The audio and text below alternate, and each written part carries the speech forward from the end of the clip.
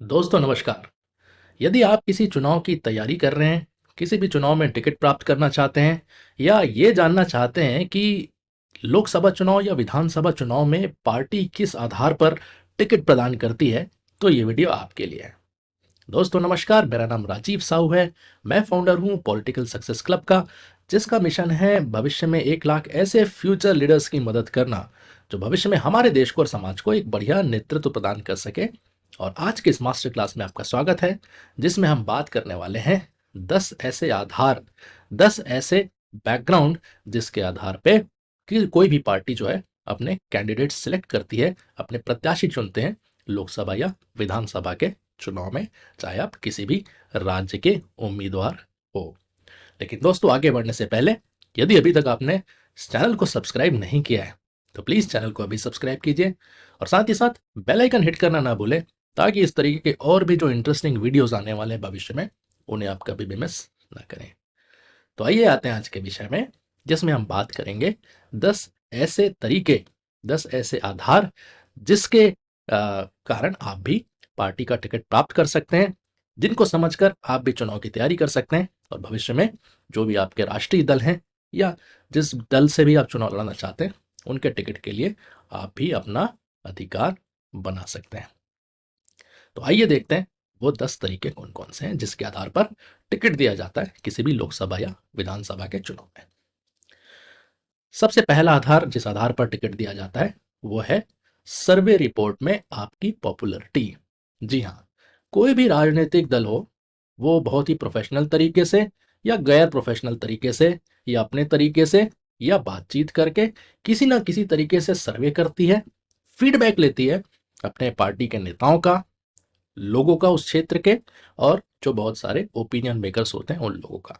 तो अलग अलग पार्टी में अलग अलग तरीके होते हैं सर्वे और रिसर्च करने के, लेकिन हर एक पार्टी में यही काम सबसे पहले किया जाता है जब भी वो किसी चुनाव की तैयारी करते हैं या प्रत्याशी चयन की अपनी प्रक्रिया की शुरुआत करते हैं।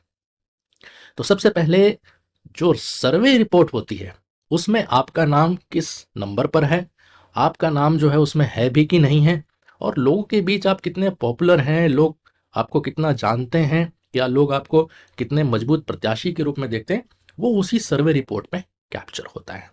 तो इस सर्वे रिपोर्ट में आपका नाम तभी कैप्चर होगा जब आप ग्राउंड में यानी कि जमीनी स्तर पर सक्रिय होंगे, आपकी विजिबिलिटी होगी, लोग आपके बारे में बातचीत कर रहे होंगे या लोग आपको एक सीरियस कंटेंडर के रूप में देखते होंगे आपके क्रियाकलापों से।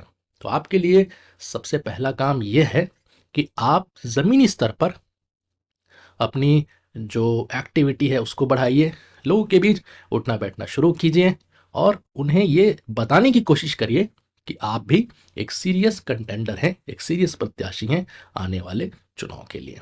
पोस्टर्स के माध्यम से, होर्डिंग्स के माध्यम से या बातचीत के माध्यम से या कोई भी प्रचार साधन आप चुनें, उस माध्यम से लोगों को पता होना चाहिए कि आप इस चुनाव की तैयारी जोर शोर से कर रहे हैं। तभी आपका नाम जो है वो सर्वे रिपोर्ट में आएगा। और ये कोई एक सर्वे रिपोर्ट नहीं होती, अलग अलग प्रकार से सर्वेस किए जाते हैं। फील्ड सर्वे किया जाता है, टेलीफोनिक सर्वे किया जाता है, ऑनलाइन सर्वे किया जाता है। आपस में जो पार्टी के बड़े नेता होते हैं, डिसीजन मेकर, वो पूछताछ करते हैं इस बारे में।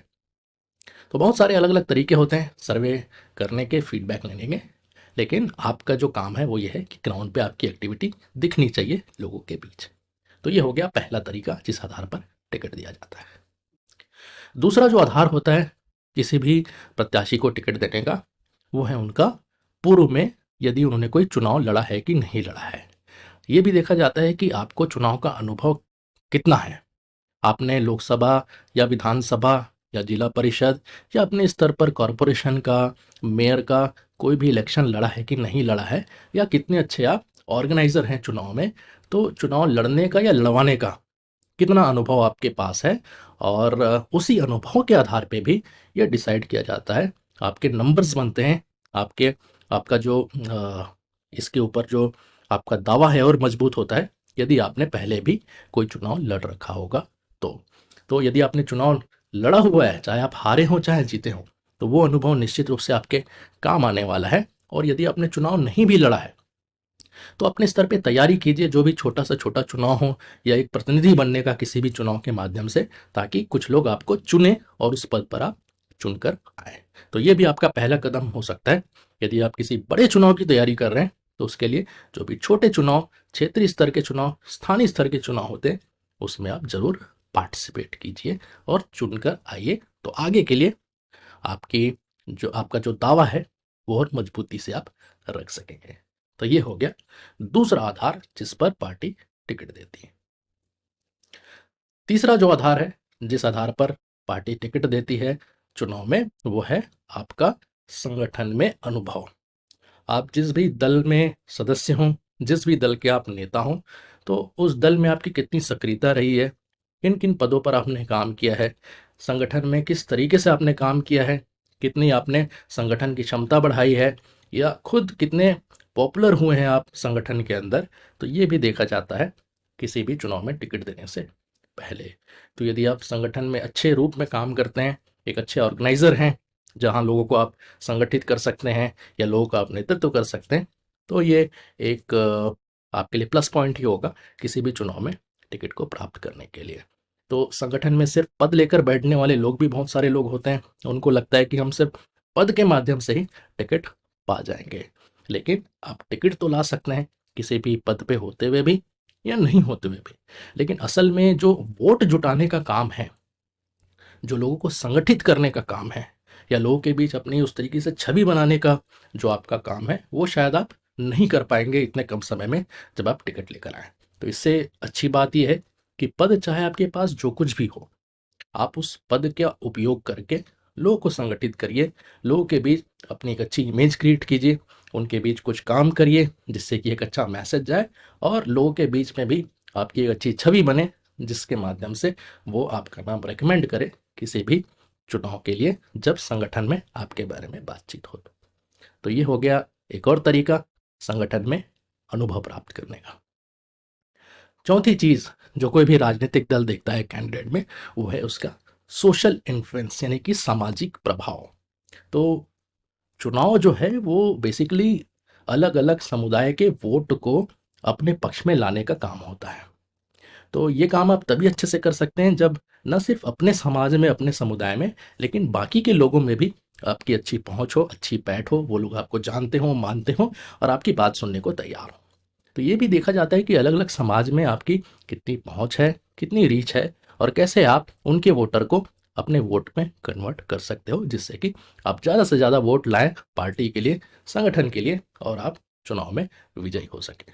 तो आपका जो एक सामाजिक प्रभाव है, सामाजिक दायरा जो आपको बढ़ाने का काम करना है, वो भी आपकी मदद कर सकता है किसी भी चुनाव में टिकट को प्राप्त करने के लिए। पांचवा जो तरीका है, पांचवा जो आधार है चुनाव में टिकट प्राप्त करने का, वो है कास्ट इक्वेशन। जी हाँ, किस जाति, किस समुदाय से आप आते हैं।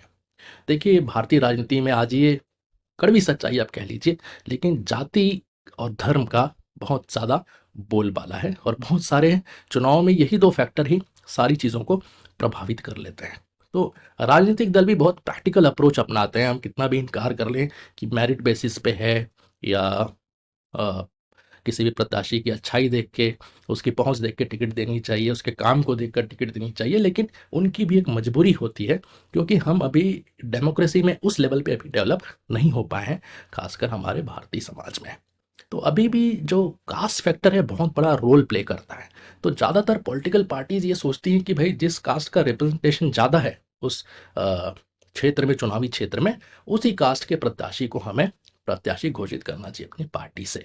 तो ये भी देखा जाता है कि आप कौन से कास्ट से आते हैं, आपके कास्ट इक्वेशंस कैसे हैं, कितने परसेंटेज वोट हैं जो आपके कास्ट से आपको मिल सकते हैं, और बाकी के वोट आप कैसे लाएंगे। यदि आप पर्टिकुलर कास्ट से नहीं भी आते होंगे, जो बहुसंख्यक हैं उस क्षेत्र के, तो आपके अंदर कितनी क्षमता है कि आप उस कास्ट के नहीं होते हुए भी उस कास्ट को अपने साथ ले सकते हैं, या बाकी के जो कास्ट हैं, बाकी के जो जाति हैं, समुदाय हैं, उनके वोट को आप अपने पक्ष में लाने में सक्षम हैं। तो ये भी आपकी जो संगठन की क्षमता है वो आपको दिखाती है, आपका जो प्रभाव है समाज पे वो दिखाता है। तो कास्ट इक्वेशंस भी बहुत इंपॉर्टेंट रोल प्ले करती है किसी भी चुनाव के टिकट की घोषणा के लिए। छठवां जो आधार है किसी भी चुनाव में टिकट प्राप्त करने का, वो है आपके जो पार्टी या संगठन के जो सीनियर लीडर्स हैं, जो वरिष्ठ नेता हैं, जो डिसीजन मेकर्स हैं, उनके साथ आपके संबंध कैसे हैं? क्योंकि टिकट का जो निर्णय होता है, एक कोर कमेटी होती है, सेंट्रल इलेक्शन कमीशन होता है, कमेटी होती है, या फिर जो चुनाव समिति होती है पार्टी की, उनमें कुछ नेता होते हैं, वरिष्ठ नेता होते हैं जो डिसीजन मेकर होते हैं। तो कई बार एक लॉटरी की तरह है कि अगर कोई नेता आपको जानता है, आपके काम से वाकिफ़ है, तो आपके लिए काम आसान हो जाता है टिकट को डिमांड करने का। लेकिन आपने बहुत अच्छा काम भी किया है, आपका बहुत अच्छी छवि भी है, आपका बहुत अच्छा नाम भी है, लेकिन इसके बावजूद अगर सीनियर लीडर्स के साथ आपकी जान पहचान नहीं है, या किसी कारण से वो आपको नहीं जानते, तो बहुत मुश्किल होता है फिर अपने काम को और अपने नाम को उन तक पहुंचाना, क्योंकि डिसीजन उन्हीं का होता है। तो फिर वो किसी थर्ड पर्सन से पूछेंगे, सर्वे रिपोर्ट्स को देखेंगे, आपके बारे में वेरिफिकेशंस होगी, तो आवश्यक नहीं है कि हर कोई आपके फेवर में बात करे। इसलिए अच्छा है कि आप जितने अच्छे सीनियर लीडर्स हैं, डिसीजन मेकर्स हैं, उनके साथ अच्छे संबंध बना के रखिए, मधुर संबंध बना के रखिए, और अपने जो काम है, आपकी जो सोच है, लगातार उन तक पहुंचाने की कोशिश करते रहिए, ताकि चुनाव के समय जब डिसीजन लेने की बारी आए, तो वो आपसे और आपके काम से, दोनों से वाकिफ रहें। तो ये भी एक ऐसा फैक्टर है जो चुनाव में टिकट को प्रभावित करता है। सातवां जो फैक्टर है, सातवां जो आधार है टिकट प्राप्त करने का, वो है रिसोर्सफुलनेस, कि आपके पास संसाधन कितना है।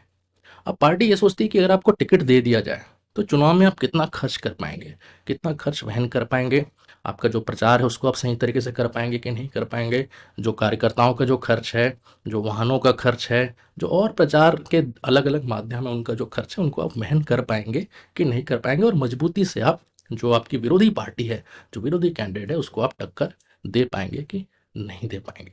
तो ये सिर्फ पैसे से ही संबंधित नहीं है कि सिर्फ आपके पास बहुत पैसा है कि नहीं, ये देखता हूँ। ये एक रिसोर्सफुलनेस भी है कि आप वो रिसोर्स जनरेट कैसे कर सकते हैं अलग अलग माध्यमों से। कि जहाँ पे गाड़ियों की बात आई, वहाँ आप गाड़ियाँ कैसे अरेंज करेंगे, जहाँ लोगों की बात आई तो लोग कैसे अरेंज करेंगे, आप अपना जो पूरा प्रोसेस है उसको सही तरीके से चलाने के लिए जो सारे संसाधन हैं उसको आप सही तरीके से अरेंज कर सकते हैं कि नहीं कर सकते। तो ये भी एक क्वालिटी देखी जाती है किसी भी कैंडिडेट के अंदर। तो आपको भी रिसोर्सफुल बनना है। ज़रूरी नहीं कि आप ही के पास सब कुछ हो, बट उस सारे संसाधन को जुटाने का जो एक हुनर होता है, जो स्किल होता है, वह स्किल ज़रूर आपके पास होना चाहिए, कि आपको पता होना चाहिए कि आपको जिस चीज़ की ज़रूरत है उसे आप कहाँ से अरेंज कर सकते हैं और कैसे अरेंज कर सकते हैं। तो ये हो गई रिसोर्सफुलनेस। आठवां है जिस आधार पर टिकट दिया जाता है, वो है आपका इमेज और आपका बैकग्राउंड। जी हाँ, ये भी एक बड़ा इंपॉर्टेंट रोल प्ले करता है, क्योंकि कई बार ऐसा होता है कि जो प्रत्याशी होते हैं उनका सब कुछ ठीक होता है, लेकिन इमेज कुछ इस तरीके से होती है अपने क्षेत्र में कि वो नेगेटिव चला जाता है उनके खिलाफ, कि भाई ये तो सबको डराते हैं, ये ठीक से व्यवहार नहीं करते हैं, या इनका बिजनेस का ये प्रॉब्लम है, गलत कामों में इन्वॉल्व हैं। तो आपकी जो इमेज है और जो बैकग्राउंड है वो साफ सुथरी होनी चाहिए, या ऐसी होनी चाहिए कि लोग आपको पसंद करते हो। आप कोई भी काम करते हो, लेकिन लोग आपको पसंद करते हो क्योंकि आप लोगों का काम करते हैं, लोगों के साथ आपका व्यवहार अच्छा है, या लोग आपको अपना मानते हैं। तो आपका पारिवारिक बैकग्राउंड क्या है, आपका व्यापार वैसा है क्या है, आप कैसे व्यवहार करते हैं लोगों के साथ, आप व्यवहार कुशल है कि नहीं, लोग आपके बारे में क्या सोचते हैं, और ऐसा कोई आपका पास्ट में कोई इंसिडेंट तो नहीं रहा है जो आपकी बदनामी का कारण बने। तो ये सारी चीज़ें हैं जिस आधार पे भी टिकट दी जाती है। तो इस पे भी आपको थोड़ा होमवर्क करने की आवश्यकता है और काम करने की आवश्यकता है। नौवां जो आधार है टिकट प्राप्त करने का, वो है सोशल वर्क और कम्युनिटी एंगेजमेंट। जी हाँ, समाज सेवा ही ऐसा माध्यम है जिसके माध्यम से आप लोगों को अपना बना सकते हैं, लोगों तक पहुंच सकते हैं। और राजनीतिक बात आप लोग लगातार लोगों से करते रहेंगे तो लोग आपसे ऊब जाएंगे, लोग आपको रिजेक्ट कर देंगे। तो सोशल एक्टिविटी एक ऐसा माध्यम है जिसके थ्रू आप लगातार लोगों से कनेक्ट हो सकते हैं, अलग अलग जगह जा सकते हैं, कुछ भी कार्यक्रम करा सकते हैं, और अपने समुदाय में या अलग अलग समुदाय में कैसे आप एंगेज करते हैं लोगों के साथ, उनके सुख दुख में, उनकी ज़रूरतों में। वो जब भी आपको बुलाते हैं या आपके पास आते हैं, तो आप किस तरीके से एंगेज कर सकते हैं उनके साथ। तो दिन ब दिन जिस तरीके से आप उनके साथ एंगेज करेंगे, या सामाजिक रूप से जिस प्रकार आप एक्टिव रहेंगे, तो वो भी आपके पॉइंट्स ऐड करते हैं जब भी टिकट लेने की बात आती है। तो आपको सोशली एक्टिव रहना है और कम्युनिटी में आपको एंगेज करना है, अलग अलग समुदाय के साथ भी आपको लगातार संपर्क बना के रखना है। उनका जो भी काम है, उनका सुख है दुख है, उसमें भी आपको बराबर भागीदारी बनाकर रखनी चाहिए। अब 10वां और आखिरी आधार जिस आधार पर टिकट दिया जाता है वो है आप और आपके जो अपोजिशन के लीडर हैं या अपोजिशन की पार्टी में, उसमें आप कितनी टक्कर उसे आप दे पाएंगे। जी हाँ, वो किस प्रकार का प्रत्याशी है, आपका जो विरोधी है, आपने कितनी आवाज़ें उठाई है उसके खिलाफ, या आप उसे किस तरीके से कंट्रोल करते हैं, या आप कितना डट कर उनसे मुकाबला करते हैं, और किस तरीके की छवि है आपकी उनके सामने। तो ये भी एक मजबूत आधार बनता है कि आपके सामने कोई बड़ा भी लीडर हो, यदि आपने डट कर मुकाबला किया है महीनों और सालों, तो वो भी आपके लिए एक पॉजिटिव पॉइंट बन के आता है आपके अपोजिशन के लीडर के सामने। तो दोस्तों, ये वो 10 आधार हैं, 10 तरीके हैं जिसके आधार पे कोई भी पार्टी जो है अपना प्रत्याशी चुनता है। और हम पिछले 15 सालों से इन प्रोसेस में इन्वॉल्व रहे हैं, तो ये सारे पॉइंट्स होते हैं अलग अलग जिस आधार पे किसी भी प्रत्याशी का चयन किया जाता है। इनमें से अगर आप एक या दो आधार पे भी आप खरे उतर जाते हैं तो हो सकता है आपको टिकट मिल जाए, बाकी 8 की ज़रूरत भी ना पड़े। लेकिन आपको ध्यान इन 10 पॉइंट्स का रखना है कि कैसे आप इन 10 पॉइंट्स का बैलेंस बना सकें और फिर आप टिकट की मजबूत दावेदारी किसी भी दल या पार्टी से आप कर सकें। तो दोस्तों, यदि आपको ये वीडियो अच्छा लगा तो प्लीज़ इस वीडियो को लाइक करिए और ज़्यादा से ज़्यादा शेयर करिए ताकि आप भी दूसरों की मदद कर सकें। पॉलिटिकल ट्रेनिंग के लिए, सोशल मीडिया ब्रांडिंग के लिए या इलेक्शन मैनेजमेंट से संबंधित किसी भी चीज़ के लिए अगर आप मुझसे जुड़े रहना चाहते हैं तो मेरे पॉलिटिकल सक्सेस क्लब में आपका स्वागत है। और इसका वीआईपी मेंबरशिप अभी कुछ टाइम के लिए बिल्कुल फ्री रखा गया है, जिसका डिस्क्रिप्शन आपको वीडियो के डिस्क्रिप्शन बॉक्स पे मिल जाएगा। तो अभी रजिस्टर करिए और मेंबर बनिए, वीआईपी मेंबर के रूप में पॉलिटिकल सक्सेस क्लब का। तो दोस्तों, इस वीडियो में इतना ही। और भी वीडियोस हैं, उन्हें आप देखते रहिए, पॉलिटिक्स और लीडरशिप सीखते रहिए और आगे बढ़ते रहिए। थैंक यू, धन्यवाद, जय हिंद।